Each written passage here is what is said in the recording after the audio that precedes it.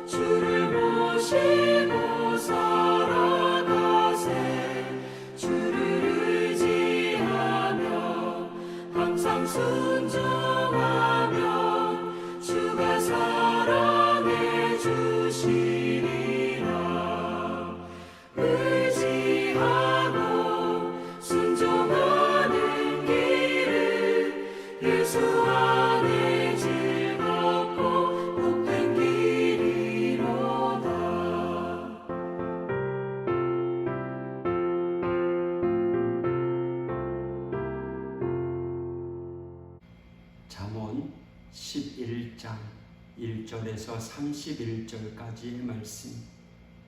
속이는 저울은 여호와께서 미워하시나 공평한 추는 그가 기뻐하시느니라. 교만이 오면 욕도 오거니와 겸손한 자에게는 지혜가 있느니라. 정직한 자의 성실은 자기를 인도하거니와 사악한 자의 패역은 자기를 망하게 하느니라. 재물은 진노하시는 날에 무익하나 공의는 죽음에서 건지느니라. 완전한 자의 공의는 자기의 길을 곧게 하려니와 악한 자는 자기의 악으로 말미암아 넘어지리라. 정직한 자의 공의는 자기를 건지려니와 사악한 자는 자기의 악에 잡히리라. 악인은 죽을 때에 그 소망이 끊어지나니 불의의 소망이 없어지느니라. 의인은 환난에서 구원을 얻으나 악인은 자기의 길로 가느니라. 악인은 입으로 그의 이웃을 망하게 하여도 의인은 그의 지식으로 말미암아 구원을 얻느니라. 의인이 형통하면 성읍이 즐거워하고 악인이 패망하면 기뻐 외치느니라. 성읍은 정직한 자의 축복으로 인하여 진흥하고 악한 자의 입으로 말미암아 무너지느니라. 지혜 없는 자는 그의 이웃을 멸시하나 명철한 자는 잠잠하느니라. 두루다니며 한담하는 자는 남의 비밀을 누설하나 마음이 신실한 자는 그런 것을 숨기느니라. 지략이 없으면 백성이 망하여도 지략이 많으면 평안을 누리느니라. 타인을 위하여 보증이 되는 자는 손해를 당하여도 보증이 되기를 싫어하는 자는 평안하니라. 유덕한 여자는 존영을 얻고 근면한 남자는 재물을 얻느니라. 인자한 자는 자기의 영혼을 이롭게 하고 잔인한 자는 자기의 몸을 해롭게 하느니라. 악인의 삭은 허무하되 공의를 뿌린 자의 상은 확실하니라. 공의를 굳게 지키는 자는 생명에 이르고 악을 따르는 자는 사망에 이르느니라. 마음이 굽은 자는 여호와께 미움을 받아도 행위가 온전한 자는 그의 기뻐하심을 받느니라. 악인은 피차 손을 잡을지라도 벌을 면하지 못할 것이나 의인의 자손은 구원을 얻으리라. 아름다운 여인이 삼가지 아니하는 것은 마치 돼지코의 금고리 같으니라. 의인의 소원은 오직 선하나 악인의 소망은 진노를 이루느니라. 흩어 구제하여도 더욱 부하게 되는 일이 있나니 과도히 아껴도 가난하게 될 뿐이니라. 구제를 좋아하는 자는 풍족하여질 것이요 남을 윤택하게 하는 자는 자기도 윤택하여지리라. 곡식을 내놓지 아니하는 자는 백성에게 저주를 받을 것이나 파는 자는 그의 머리에 복이 임하리라. 선을 간절히 구하는 자는 은총을 얻으려니와 악을 더듬어 찾는 자에게는 악이 임하리라. 자기의 재물을 의지하는 자는 패망하려니와 의인은 푸른 잎사귀 같아서 번성하리라. 자기 집을 해롭게 하는 자의 소득은 바람이라. 미련한 자는 마음이 지혜로운 자의 종이 되리라. 의인의 열매는 생명나무라. 지혜로운 자는 사람을 얻느니라. 보라, 의인이라도 이 세상에서 보응을 받겠거든 하물며 악인과 죄인이리요. 아멘. 오늘 잠언 11장은 이웃과의 관계에 대하여 의의를 행해야 할 것에 대한 내용입니다.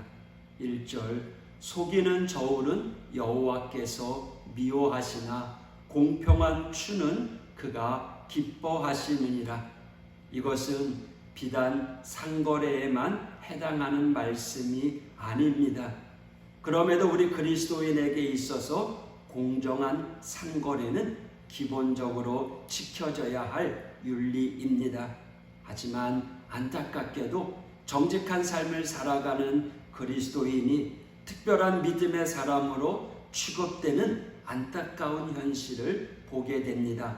당연히 특별함으로 여겨지는 것은 슬픈 현실입니다. 적어도 그리스도인에게는 그렇습니다.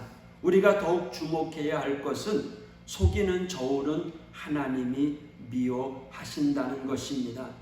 하나님이 미워하신 일을 행하면서 하나님의 은혜를 구하는 자들의 믿음, 올바로 된 걸까요?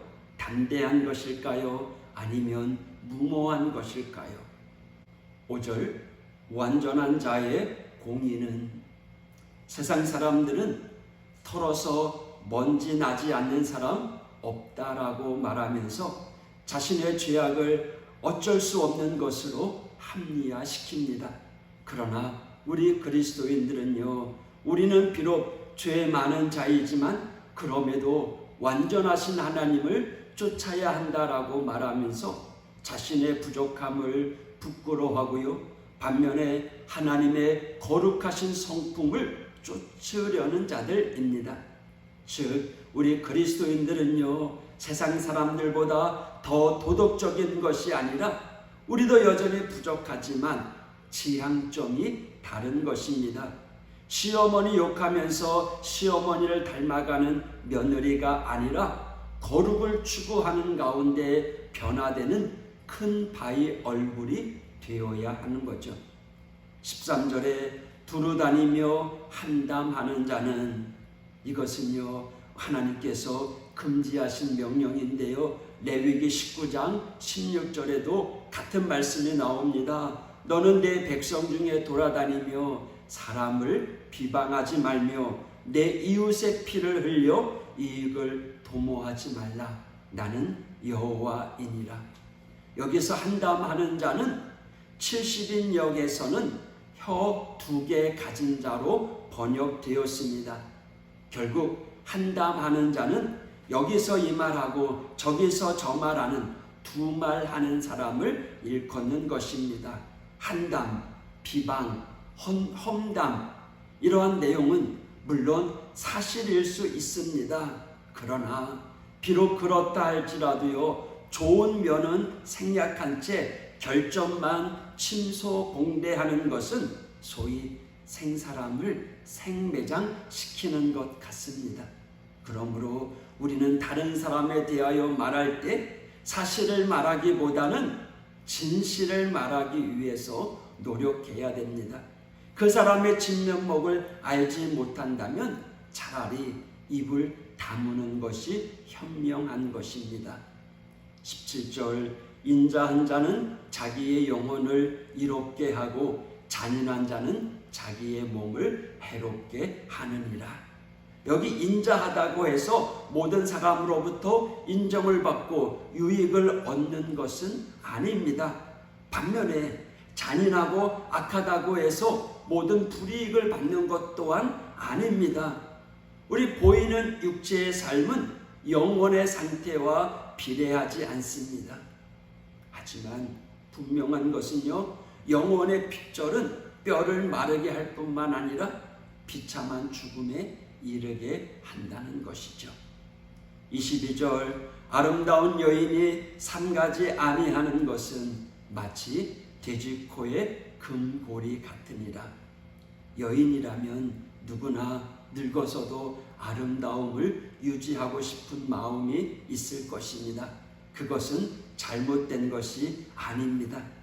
나이가 들면서 외모를 가꾸는 것 당연한 일입니다. 우리가 중요한 건 나이가 들수록 외모를 가꾸는데 더 힘써서 취해지지 않는다는 사실. 열심히 살아야죠. 우리는 그것을 간과해서는 안 될 것입니다. 마지막 30절입니다. 의인의 열매는 생명나무라 지혜로운 자는 사람을 얻느니라. 여기에 생명나무는 예수 그리스도를 대표합니다. 구약의 백성들은요, 생명나무를 무엇으로 인지하였을까요? 적어도 그 실제는 정확히 모른다 할지라도 영혼, 생명을 떠올렸을 것입니다. 또한 그들은요, 에덴 동산에 있었던 생명나무를 기억하고 있었을 것입니다.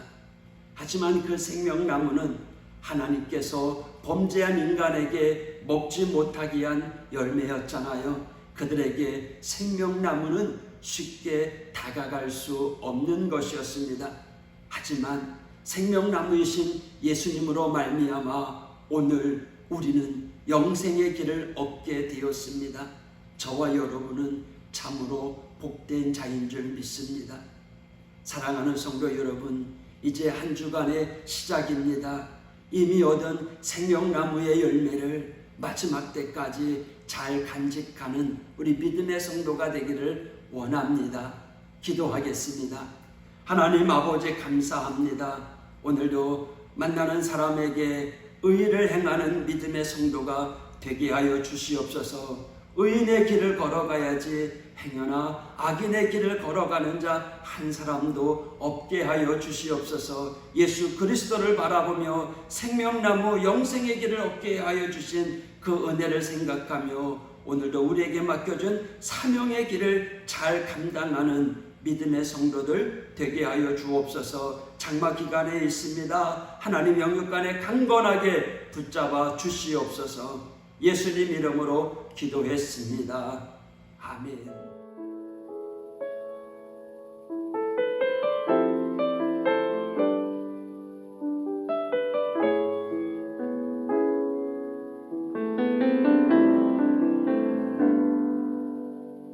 어떤 색으로 그릴 수 있을까? 하나님 그 사랑, 넘치는 사랑 온 땅에 차올라. 에덴의 복이 되었네. 수만 가지 색채로 넘쳐나는 저 나무와 찬란한 빛. 어떤 말들에 담을 수 있을까? 하나님 그 사랑, 참 사랑이신 하나님 형상 따라 당신과